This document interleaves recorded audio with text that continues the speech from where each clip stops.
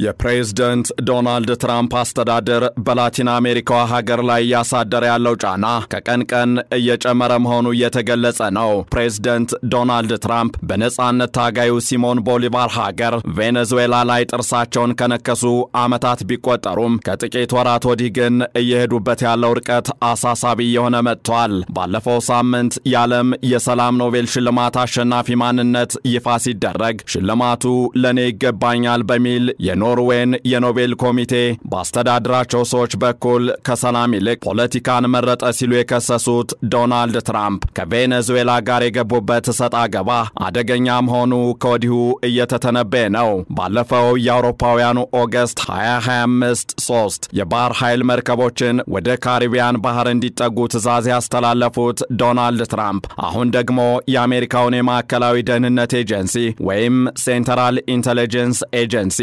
ጽሮተ ቃሉ CIA ተብሎ የሚጠራውን የስለላ ተቋማቸውን በቬኔዙዌላው ፕሬዝዳንት ኒኮላስ ማዱሮ ላይ እርምጃ እንዲወስድ ትዕዛዝ መስጠታቸው ተሰምቷል። ገና ወደ ቤተ መንግሥት ከመግባታቸው በፊት ካናዳን የአሜሪካ 51ኛ ግዛት የማድረግ ፍላጎት እንዳላቸው በአደባባይ ሲገልጹ የነበሩት ደግሞም በተፈጥሮ ሀብት የታደለችውንና የዴንማርክ ግዛት የሆነችውን ግሪንላንድን በኃይልም ይሁን በዲፕሎማሲ ወደ አሜሪካ አጠቃልላለሁ ሲሉ በመዛታቸው ቁጣን ቀስቅሰው የነበሩት ትራምፕ የስለላ ተቋማቸው CIA በቬኔዙዌላው መሪ ላይ እርምጃ እንዲወስድ ፈቃድ ሳይሆን ትዕዛዝ ሰጠዋል። ይህንን ተከትሎም የቬኔዙዌላው ፕሬዝዳንት ኒኮላስ ማዱሮ ለትራምፕ አነጋጋሪ ምላሻቸውን አስተላልፈዋል። ለመሆኑ ከትራምፕ ትዕዛዝ ጀርባ ያሉ ምክንያቶች ምንድናቸው? የትራምፕ አስተዳደር ቬኔዙዌላ ላይ ያለው ፍላጎት ምንድነው? የሚሉትንና ተያያዥ ጉዳዮችን በዕለቱ የዓለም አቀፍ ትንታኔ ዝግጅታችን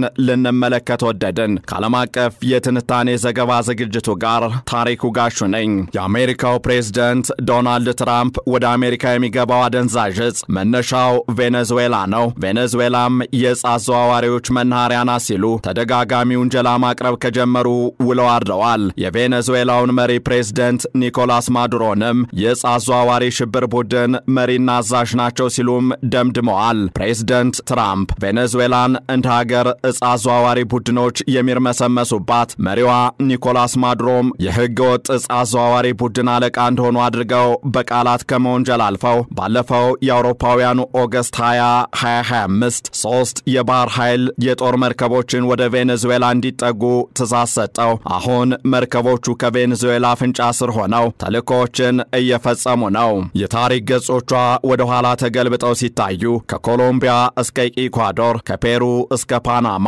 ከዚያም እስከ ቦሊቪያ ድረስ በጥቂቱ 6 ሀገራትን ነጻ ያወጣው ሲሞን ቦሊቫር ሀገር የሆነችው ቬኔዙዌላ ትራምፕ አጥብቀው በተነኮሷት ልክ አጥብቃ እየሞገተች ትገኛለች። እንዲያም ሆኖ ፕሬዝዳንት ዶናልድ ትራምፕ ወደ ቬኔዙዌላ እንዲንቀሳቀሱ ባደረጓቸው የጦር መርከቦች እስከ 4500 የሚሆኑ የባህር ኃይል አባላትን ወደ ካሪቢያን ባህር ማስጠጋታቸው የተገለጸ ሲሆን በኒውክሌር ኃይል የሚሰራ እጅግ ፈጣን ሰርጓጅ መርከብም አብሮ እንዲንቀሳቀስ መደረጉ ጉዳዩ በቬኔዙዌላ ላይ ብቻ ሳይሆን በአጠቃላይ በቀጠናው ላይም ከፍተኛ ስጋትን ፈጥሯል፣ እየፈጠረም ይገኛል። ፕሬዝዳንት ዶናልድ ትራምፕ በቬኔዙዌላ አቅራቢያ እንዲሰማሩ ያደረጓቸው የጦር መርከቦችና የያዟቸው ወታደሮች በዓለም አቀፉ የውሃ አካል ላይ ቅኝት እያደረጉ ውጥረቱን ከማጋጋል ባሻገር የጦር መርከቦቹ ወደ አካባቢው መዘዋወራቸውን ተከትሎ እስካሁን ወደ 6 የሚደርሱ ጀልባዎችን ኢላማ አድርገዋል። በዚህም ወደ 27 የሚደርሱ ሰዎች መገደላቸው የተገለጸ ሲሆን የአሜሪካ ኃይሎች ጥቃቱን ለመፈጸማቸው ምክንያት ያደረጉት ደግሞ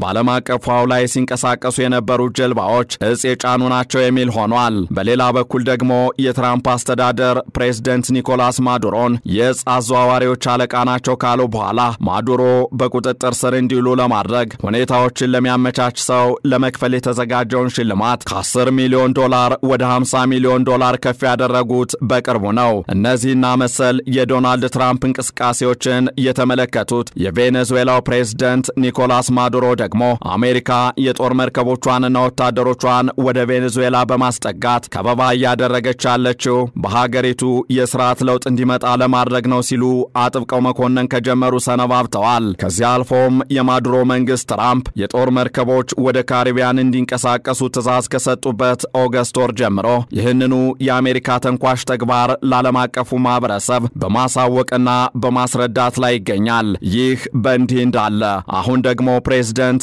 ዶናልድ ትራምፕ ምስጢራዊ ተልእኮችን ለመፈጸም ኃላፊነት ከሚሰጣቸው ቁልፍ የሀገሪቱ ተቋማት አንዱ ለሆነው የማዕከላዊ ደህንነት ኤጀንሲ ወይም CIA በቬኔዙዌላ መንግስት ላይ እርምጃዎችን እንዲወስድና በተለይም ኒኮላስ ማዱሮን ከስልጣን ለማስወገድ የተለያዩ ኦፕሬሽኖችን ወይም ዘመቻዎችን እንዲፈጽም በግልጽ ትዕዛዝ ሰጥቻለሁ ብለዋል። ጉዳዩን አስመልክቶ ረቡዕ ዕለት በኦቫል ኦፊስ ከጋዜጠኞች ስለምን ለCIA ይህንን መሰል ትዕዛዝ ሰጡ የሚል ጥያቄ የተነሳላቸው ፕሬዝዳንት ትራምፕ እንዲህ ሲሉ ምላሽ ሰጠዋል። CIAን እርምጃዎች እንዲወስድ በእውነቱ ስልጣን የሰጠሁት ለሁለት ምክንያቶች ነው ብለዋል። ቁጥር 1 የቬኔዙዌላው መንግስት ዜጎችን ስለማይቆጣጠር ወደ አሜሪካ ተሰደው እየገቡ እስር ቤቶቻቸው ባዶ ሆነዋል፣ ስደተኞቹ የሚገቡትም ድንበር አቋርጠው ነው ሲሉ አብራርተዋል። ፕሬዝዳንት ትራምፕ ቀጠሉ።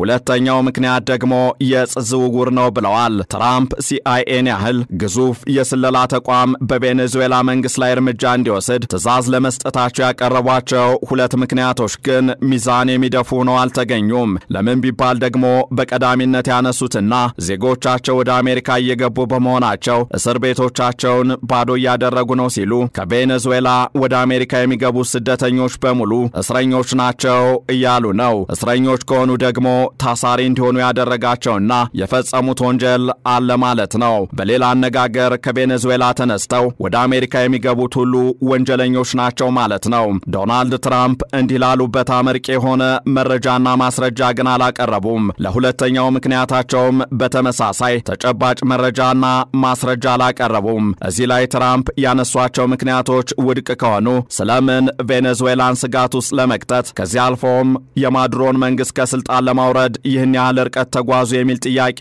ሊነሳ ይችላል። ለዚህ ደግሞ ቬኔዙዌላውያን ሁለት ቁልፍ መልሶችን ይሰጣሉ።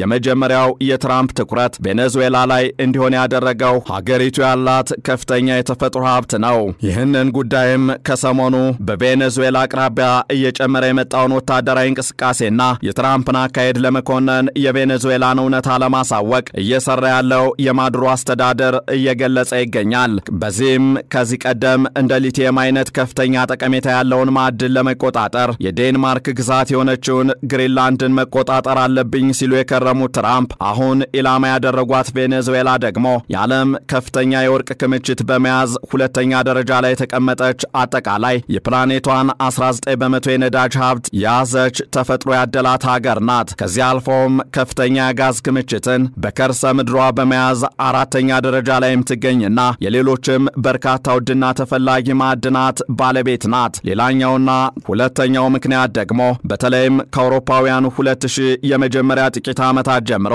በቬኔዙዌላ የስልጣን ማማ ላይ ያለው ትራምፕ አጥብቀው የሚጠሉትና የሚቃወሙት የህብረተሰባዊነት ወይም የሶሻሊስት መሰረት ያለው ግራ ዘመም የፖለቲካ ርዕዮተ ዓለም የሚከተለው ኃይል ነው። ይህ ኃይል ትራምፕ ከሚያራምዱት የቀይ ዘመም ፖለቲካ ተቃራኒ ብቻ ሳይሆን የአሜሪካና የሌሎች ምዕራባውያን ባለቤቶች እንደፈለገ ይዘውሩት የነበረውን የነዳጅ ዘርፍ ከግል ወደ መንግስት እንዲዞር ያደረገ ወይም በትራምፕና አጋሮቻቸው ቋንቋ ናሽናላይዝ ያደረገ ጭምርም በመሆኑ ጥርስ ከተነከሰበት ቆይቷል። በዚህም አሜሪካ ግራ ዘመሙና የሶሻሊዝም መሰረት ያለው ደግሞም የሀገሪቷን ጦር ሀብት በጥቂት ግለሰቦች እጅ ወድቆ እንዳይበዘበዝ ያደረገውና ባለፈው ዓመት ምርጫ ለማሸነፍ አሜሪካ እውቅና የነፈገችው የኒኮላስ ማዱሮ መንግስት ተገርስሶ በግራ ዘመሞቹ እንዲተካ ትራምፕ ተጨባጭ ማስረጃ ያላቀረቡባቸውን ወንጀለኞች ወደ አሜሪካ እየላኩ ነው የሚልና ህገወጥ ዝውውርን በሽፋንነት ይዘው ብቅ ብለዋል እየተባለ ነው። እናም በአጠቃላይ 8 የጦር መርከቦችን የኤፍ-35 ጀቶችን እንዲሁም ክሩዝ ሚሳይሎችን ወደ ቬኔዙዌላ አስጠግተው ለሲአይኤ የእርምጃ ውሰት ትዕዛዝ ለሰጡት ትራምፕ የቬኔዙዌላዎቻቸው ኒኮላስ ማዱሮ ጥሩ አነጋጋሪ ምላሽ ሰጠዋቸዋል። በአፍጋኒስታን በኢራቅ እንዲሁም በሊቢያ ተሞክሮ ጥሩ ውጤት ያላመጣውን ጦርነት ለሚያስታውሰን የመንግስት ቅየራ ተግባር አይሆንም፣ ሲአይኤ ለሚያካሂደው መፈንቅለ መንግስት አይሆንም ወይም ኖ ሲሉ ላቲን አሜሪካ ይህንን ታወግዛለች ብለዋል። በሊቢያ ጣልቃ ገብታችሁ መንግስትን በማፍረሳችሁ ሊቢያን እስካሁን ለቀጠለው አለመረጋጋት በኢራቅና በአፍጋኒስታንም ጣልቃ ገብነት ያተረፋችሁት በግጭት አዙሪት ውስጥ የሚላሽቅ ማህበረሰብን መፍጠር ነው የሚል የአሜሪካን ታሪካዊ ስህተቶች የሚያስታውስ አንድምታ ያለው መልእክት ያስተላለፉት ማዱሮ ቬኔዙዌላ ጥቃት ከተሰነዘረባት ራሷን ትከላከላለች ብለዋል። እንዲያም ሆኖ ሲአይኤ በትራምፕ በተሰጠው ትዕዛዝ መሰረት በቬኔዙዌላ ዘመቻዎችን የሚጀምር ከሆነ ዳፋው ከሁለቱ ሀገራት አልፎ የካሪቢያን ሀገራት ላይ ከፍተኛ ቀጠናዊ ውጥረትን የሚያሳርፍ ይሆናል። ይህንን ዓለም አቀፍ ትንታኔ ስናዘጋጅ አልጀዚራ፣ ሮይተርስና ቢቢሲን በዋቢነት ተጠቅመናል።